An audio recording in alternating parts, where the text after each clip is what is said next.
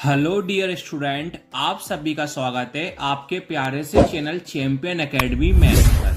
आज की वीडियो में अपन पढ़ने वाले हैं गुणनखंड ज्ञात कीजिए। जैसे आपके सामने पहला वाला प्रश्न है 24 के गुणनखंड कीजिए, सेकंड वाला है 100 का गुणनखंड कीजिए।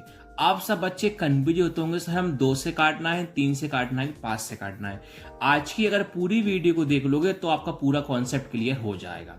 चलिए पहला वाला प्रश्न अपन स्टार्ट करते हैं। बेटा ये 5वीं क्लास से स्टार्ट हो जाता है, कॉलेज कॉम्पिटिशन तक सभी क्लास तक आता है गुणनखंड में कैसे ज्ञात करना होता है। पहले हमें किसका करना है, 24 का करना है, 24 का लिखा। फिर किसका करना है, 100 का, 100 का हमने साइड में लिख दिया। अब मैं आपको लाइन बाय लाइन सिस्टमैटिक करवा के बताऊंगा कि हम कैसे गुणनखंड करते हैं। देखो हमेशा ध्यान रखना, सबसे पहले छोटा नंबर देखते हैं, लेकिन मैथ्स की भाषा में छोटा नंबर क्या होता है, 1। लेकिन 1 से कभी नहीं काटा जाता। अगर 1 से काटेंगे तो वही नंबर आता है। पहले किससे काटते हैं, 2 से। 2 से काटने में कुछ कंडीशन होती है। 2 से जब काटा जाता है जब पीछे वाली संख्या सम संख्या हो, यानी इवन नंबर हो, जिसके पीछे 0, 2, 4, 6 या फिर 8 हो। जिनके पीछे 0, 2, 4, 6, 8 हो तो ही 2 से कटेंगे। लेकिन अभी पीछे कौन है, 4 है, तो 2 से आसानी से हम काट सकते हैं। चलिए काटेंगे। 2 के पारे में 2 एक बार में आता है, 2 के पारे में 4 2 बार में आता है।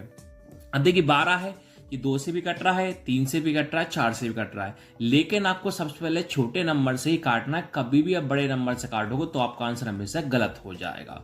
अब 12 है, 2 से काटेंगे हम। अब 2 के पारे में 12 कितनी बार में आते हैं, 6 बार में। 6 2 से कट सकता है।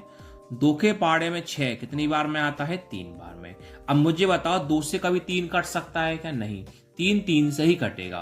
तो 3 के बारे में 3 कितनी बार में आया, 1 बार में, कोई दिक्कत नहीं। अब 100 है, 2 से काटेंगे। चलिए अब देखिए पीछे कौन है, 0 है, 2 से आसानी से हम काट सकते हैं। अब हमें चेक करना हो हमारा 24 सही है कि गलत है। देखो पहले आप चेक कर लो, फिर हम दूसरा वाला करेंगे। देखिए 24 में आपके पास 2 कितनी बार आया, 3 बार। और एक बार कौन आया, 3। 2 3 बार आए, 1 बार, 2 बार, 3 बार, और एक आया 3 बार। अब देखो जो जितनी बार आता है उसके ऊपर हम घात लगा देते हैं। जैसे 2 कितनी बार है, 3 बार है, 2 की घात 3 लिख दो और इंटू 3 लिख दो। अब इनके गुणा करने के देखते हैं। गुणा करने पर अगर 24 आता है तो सही, वरना फिर क्या है, गलत है।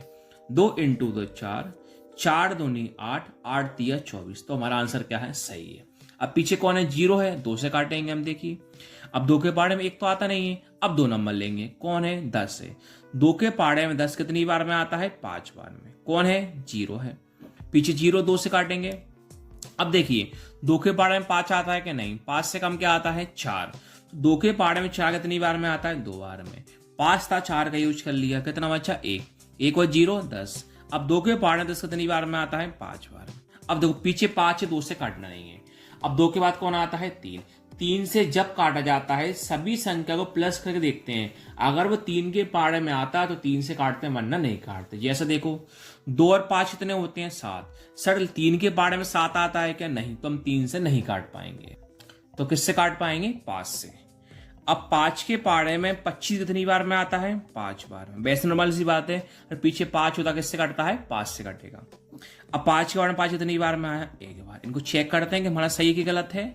100 देखिए 2 2 बार आया, 2 कौन आया, 5 2 बार है। 2 कितनी बार आया, 2 बार। और 5 कितनी बार हमारा, 2 बार है। अब देखिए 2 की घात कितनी आ जाएगी, 2 आ जाएगी, 2 बार है।